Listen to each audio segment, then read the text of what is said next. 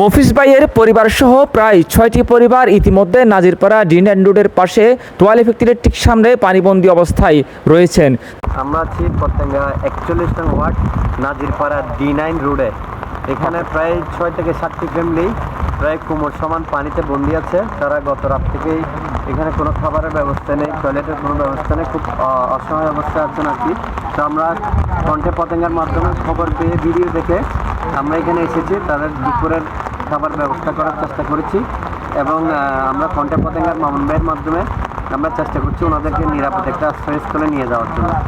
কণ্ঠে পতেঙ্গার পেজে আপলোড করা ভিডিও দেখে এই পানিবন্দী পরিবারগুলোর জন্য খাদ্য সহায়তা নিয়ে দ্রুত ছুটে এসেছেন পতেঙ্গার মানবিক ও সামাজিক সংগঠন হিউম্যান এইড পতেঙ্গার সভাপতি মিজানুর রহমান।